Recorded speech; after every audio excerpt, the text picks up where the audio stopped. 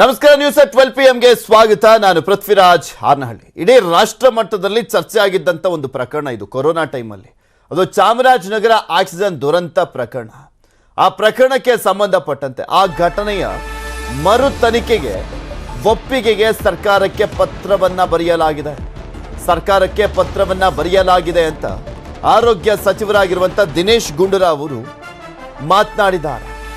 ಅದೇ ಒಂದು ವಿಚಾರ ದೊಡ್ಡ ಮಟ್ಟದಲ್ಲಿ ನಾನು ಹೇಳಿದ್ನಲ್ಲ, ರಾಷ್ಟ್ರ ಮಟ್ಟದಲ್ಲಿ ಸದ್ದು ಮಾಡಿತ್ತು. ಕಾಂಗ್ರೆಸ್ ನಾಯಕರು ಕೂಡ ಇದೇ ವಿಚಾರಕ್ಕೆ ಸಂಬಂಧಪಟ್ಟಂತೆ ಆಕ್ರೋಶವನ್ನು ವ್ಯಕ್ತಪಡಿಸಿದ್ರು, ಪ್ರತಿಭಟನೆಯನ್ನ ಮಾಡಿದ್ರು. ಸರ್ಕಾರ ಸುಳ್ಳು ಮಾಹಿತಿಯನ್ನ ಕೊಡ್ತಾ ಇದೆ ಅಂತ ಸರ್ಕಾರದ ವಿರುದ್ಧ ಆಕ್ರೋಶ ಎಲ್ಲ ವ್ಯಕ್ತವಾಗಿತ್ತು. ಹಾಗೆ ಅಂದ್ರೆ ಈ ಫಲಾನುಭವಿಗಳನ್ನ, ಅದರ ಜೊತೆಗೆ ಅಲ್ಲಿ ಸಾವನ್ನಪ್ಪದಂತವ್ರನ್ನ, ಅವ್ರನ್ನೆಲ್ಲರನ್ನೂ ಕೂಡ ಹೋಗಿ ಭೇಟಿಯಾಗಿದ್ರು. ನನ್ನ ಪತ್ರಕ್ಕೆ ಸರ್ಕಾರದಿಂದಲೂ ಕೂಡ ಮರುಪತ್ರ ಬಂದಿದೆ. ಯಾವ ಅಂಶಗಳ ಆಧಾರದಲ್ಲಿ ಮರು ತನಿಖೆ ಆಗಬೇಕು, ಚಾರ್ಟ್ ಫ್ರೇಮ್ ಮಾಡಿಕೊಡಿ ಅಂತ ಮರುಪತ್ರ ಬಂದಿದೆ. ಮೈಸೂರಿನಲ್ಲಿ ಆರೋಗ್ಯ ಸಚಿವರಾಗಿರುವಂತ ದಿನೇಶ್ ಗುಂಡೂರಾವ್ ಅವರು ಹೇಳಿಕೆಯನ್ನ ಕೊಟ್ಟರು. ಮರು ತನಿಖೆ ಮಾಡಬೇಕು ಅಂತ ನಮ್ಮ ಅಭಿಪ್ರಾಯ.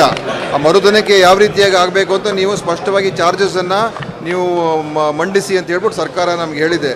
ಅದರಿಂದ ಅದನ್ನು ಕೂಡ ಈಗ ರೆಡಿ ಆಗಿದೆ. ಇನ್ನು ಸ್ವಲ್ಪ ದಿವಸದಲ್ಲಿ ಅದನ್ನು ನಾವು ಚಾರ್ಜಸ್ ಅನ್ನು ಫ್ರೇಮ್ ಮಾಡಿ ನಾವು ತನಿಖೆಗೆ ಆದೇಶವನ್ನು ಮಾಡಿಸ್ತೀವಿ. ನಮ್ಮ ಮೇಲ್ನೋಟಕ್ಕೆ ಇದರ ಲೋಪದೋಷ ಆಗಿದೆ. ಲೋಪದೋಷ ಅಂತ ಹೇಳಿದ್ರೆ ಕೇವಲ ಕೆಳಮಟ್ಟದ ಅಧಿಕಾರಿಗಳಲ್ಲ, ಮೇಲ್ಮಟ್ಟದ ಅಧಿಕಾರಿಗಳು ಕೂಡ ಇದರಲ್ಲಿ ಸ್ವಲ್ಪ ಅವರ ಜವಾಬ್ದಾರಿ ಸರಿಯಾಗಿ ನಿರ್ವಹಣೆ ಮಾಡಿಲ್ಲ ಅಂತ ಲೋಪ ಆಗಿದೆ ಅಂತ ನನಗೆ ಮೇಲ್ನೋಟಕ್ಕೆ ಅನಿಸ್ತಾ ಇರತಕ್ಕಂಥ ವಿಚಾರ. ಆದ್ದರಿಂದ ಸಮಗ್ರವಾದಂಥ ಒಂದು ರೀತಿಯಾಗಿ ತನಿಖೆಯನ್ನು ಮಾಡಬೇಕು. ಹಿಂದೆ ಆಗಿರ್ತಕ್ಕ ಸರಿಯಾಗಿ ಆಗಿಲ್ಲ ಅಂತ ನನ್ನ ಸ್ಪಷ್ಟ ಅಭಿಪ್ರಾಯ. ಅದಕ್ಕೋಸ್ಕರ ಅದನ್ನು ಮಾಡ್ತಕ್ಕಂಥದ್ದಕ್ಕೆ ಈಗ ನಾವು ಆ ಚಾರ್ಜಸನ್ನು ಫ್ರೇಮ್ ಮಾಡ್ತೀವಿ.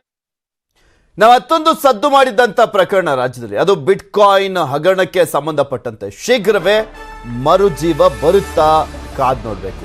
ಪ್ರಕರಣದ ಬಗ್ಗೆ ಹೆಚ್ಚಿನ ತನಿಖೆಗೆ ಅನುಮತಿ ಕೋರಿ ಪತ್ರವನ್ನ ಬರೆಯಲಾಗಿದೆ. ಸಿಐಡಿ ಡಿಜಿಪಿ ಆಗಿರುವಂತ MA ಸಲೀಂ ಅವರಿಗೆ ಕಮಿಷನರ್ ಪತ್ರವನ್ನ ಬರೆದಿದ್ದಾರೆ. ಬೆಂಗಳೂರು ನಗರ ಪೊಲೀಸ್ ಕಮಿಷನರ್ ಆಗಿರುವಂತ ದಯಾನಂದ್ ಅವರು ಪತ್ರವನ್ನ ಬರೆದಿದ್ದಾರೆ.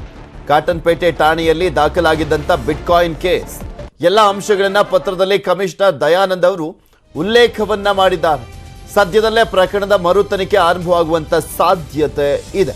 ಬಿಟ್ಕಾಯಿನ್ ಪ್ರಕರಣಕ್ಕೆ ಸಂಬಂಧಪಟ್ಟಂತೆ ನೋಡೋದಾದ್ರೆ ಈಗ ಸಿಐಡಿ ಡಿಜಿಪಿ ಆಗಿರುವಂತ ಸಲೀಂ ಅವರಿಗೆ ಪತ್ರವನ್ನ ಬರೆದಿದ್ದಾರೆ. ಬೆಂಗಳೂರು ಪೊಲೀಸ್ ಕಮಿಷನರ್ ದಯಾನಂದ್ ಅವರು. ಆ ಪ್ರಕರಣ ದೊಡ್ಡ ಮಟ್ಟದಲ್ಲಿ ಸದ್ದು ಮಾಡಿತ್ತು. ರಾಜ್ಯ ರಾಜಕಾರಣದಲ್ಲಿ ಅಲ್ಲೋಲ ಕಲ್ಲೋಲವನ್ನೇ ಸೃಷ್ಟಿ ಮಾಡಿತ್ತು.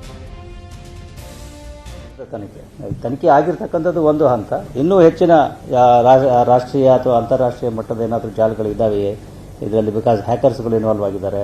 ಮತ್ತು ಬೇರೆ ಭಾಳಷ್ಟು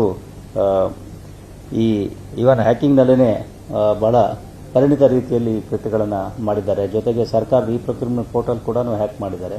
ಸೊ ಆದ್ದರಿಂದ ಇದು ಇನ್ನೂ ಹೆಚ್ಚು ವ್ಯವಸ್ಥಿತವಾಗಿ ಮತ್ತು ವಿವರವಾಗಿ ತನಿಖೆ ಆಗಬೇಕು ಅಂತ